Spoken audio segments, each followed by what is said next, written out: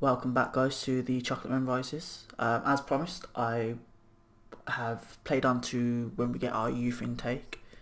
As you can see, they're the youth candidates. A lot of 4-star, 5-star players, but I can't really say any of them particularly stands out too much. None that will go straight into my first team anyway.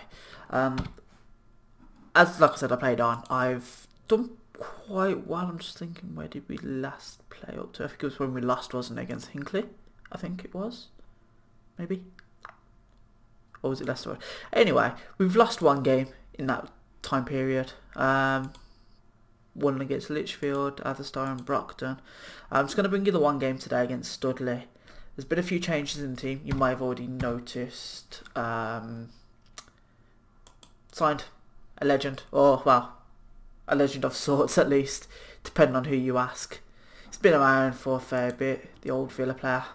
You can see he spent most of his career at Villa, leaving in 06-07 to go to Stoke, batted around between Sheffield and Leicester, Sheffield, Blackpool, Sheffield, Derby, Brighton, Bradford,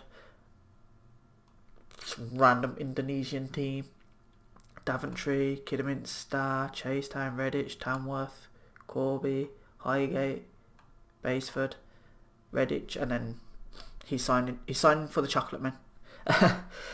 He's done well for us so far. Nothing too spectacular. He hasn't made any mistakes really that have cost us. He's just there to tick the team along, really. Prove great experience. Obviously, he's got over 400 league games to his career. He's got actually an average of a goal every 10 games plus in his career, which ain't too bad considering he's been predominantly a midfielder, central midfielder, and has aged a lot. As you can see, obviously he's in his early 40s now, but he's still got some decent stats. Obviously his mentals, you'd expect them to be a little bit better for a 41-year-old that played in the Premier League for a large chunk of his career, but it is what it is. Haven't noticed this too much, which is, thank God, a blessing. But yeah, so it's the team today that I'm going to take in against Studley at apparently the Beehive. So we've got Scales, Walker, Allsop, Mulworth, Rowley, Kershaw, Diego, Ives, Hendry, Michaela, Martin and Murray. Martin and Murray have done very, very well. Murray catching up with Martin on the goals front at least. So he's got 20 and 27 with 12 assists. And then Martin's got 24 and 28 with 9 assists. A lot of assists between the two, to be honest, which has always been good to see. So let's see how this goes. What I'll do is I'll show you the league table after the match as well. I think there's only 6 or 7 games left after this, I think. Maybe even less than that. So we're kind of wrapping up the season now, which is good. We look, these are famous last words, but we look secure for at least the top 2, so for the promotion spots. Barring a bit of a calamity end of the season, but knock on wood, that doesn't happen. I have noticed recently with the losing of a couple of our central midfielders and our left winger, we've conceded a lot more goals from set pieces. I don't know if that's in correlation to that or just generally speaking. And we've been finding it harder to keep possession, but we're still getting the results, which ultimately is all that matters to me at the moment. So let's just have a look. So Emery. Ives. Okay, good save. A comfortable save. Scales starts the attack. Anytime today, mate. Ball up front, Martin. Okay, Littler with a decent save. I don't think he needed to do that, to be honest. Assistant giving me some great advice saying that Michaela's been paid out of position. Like I said, I didn't know. Emery. Houston. Good clearance. Cartwright. O'Hara. They're playing it around well through the middle, which I'm not fond of. Obviously, you can see the possession there. It's 63 in their favour. But in some ways, that kind of plays into our team's hands, obviously, because of the counter-attacking style that I've got them playing and just the direct nature of the play. One thing actually I just want to point out that I have noticed, I don't think I've seen the tackle stats drop below 100%. It may have, I haven't really paid too much attention to it, but every time I've looked, it's been 100%. Is that a glitch? I don't know. I don't know if that's something that Sports Interactive need to look into a little bit further, but it could just be it only classes a tackle if it's been successful, which kind of defeats the purpose of this stat showing a percentage of succession. It seems to be, apart from the possession, it seems to be quite an even game at the moment. Obviously, had a couple more shots, nothing shots really, and then they've just had more possession, so it kind of balances itself out there. Okay, Lee.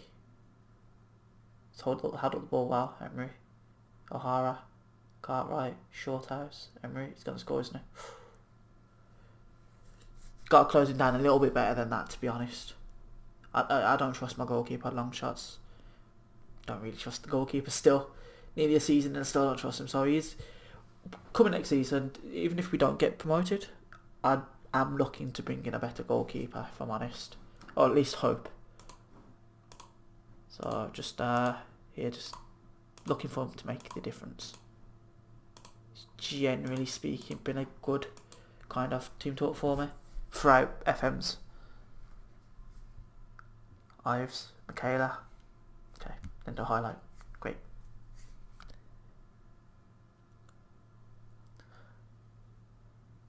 Hendry. That was unlucky. It was a good save, I think. I'm pretty sure that was a good save.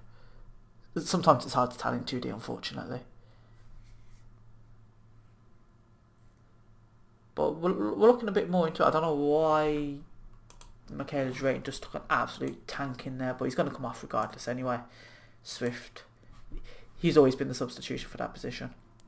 Bring on Owen Osborne as well. He's just coming back from an injury as well. He's been out for about 7 weeks or so.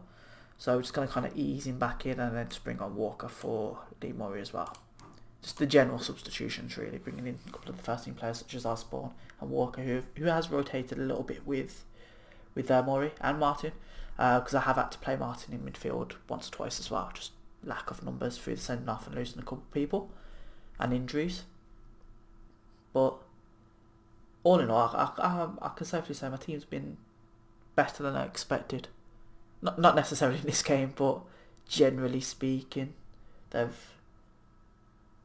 shown more than what I anticipated after the first 5 games. Just hoping here we can pick up the victory here. I need to do something about the headers. We just don't win them. I don't think from crosses we win them. I can't think of any corners that we scored from directly with our head. Just more tap-ins and stuff like that. Walker. Here you go. Walker. Swift. Go on, Swift. You got all that space. Push into it. Ball. Finish. He's offside. It's unlucky, Martin. It was a good ball though. It was a good attack. Let's just have a look at this in 3D. Yeah, he's knees offside. Just pushed forward, unfortunately.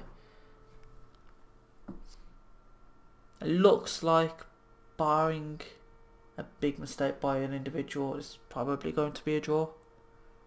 Which again, I don't mind. It maintains our undefeated streak a little bit more. Although, come on, Kershaw. Show a bit of fight, a bit of passion. Cartwright. Good block. Shorthouse. Fraser. Good tackle. Go on, Walker. Ball him. Martin. Nice little one-two. Did go a bit wide there, to be fair. It's like my team don't even try at headers. Which is worrying. I don't know if it's a bravery thing or something I've set up. Oh, as I say that, it's gone down to 92. So, yeah. It may just be at the beginning of the game whenever I notice it, to be fair, it shows 100%. But I'm pretty sure you had my team at 100% now. Though it doesn't show you how many tackles, which I would like to see. Ball, go on, Diego, whip it in. Where's the fight? Where's the hunger? It's weird. My team are top of the table, but they don't play like a top of the table team. They don't have that air of champions about them. To think ultimately could be our undoing. See, there's a quick, boring 0-0, but it is what it is. As long as we keep the gap between third, I don't mind finishing first or second. It's sort of relative, really. Just once this has progressed through, I'll show you the table.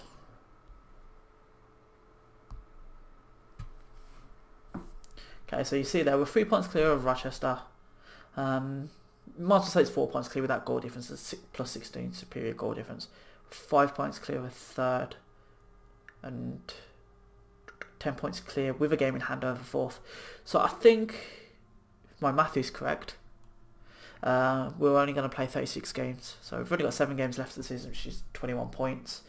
So, Aaron, math, come on. You used to be good at this. I think we need to win like 5 games. We win our next 5 games, regardless of what anyone else does. I think we're going to finish in the top 2. But unfortunately, on that very, very, very boring game, that's where I'm going to leave it today.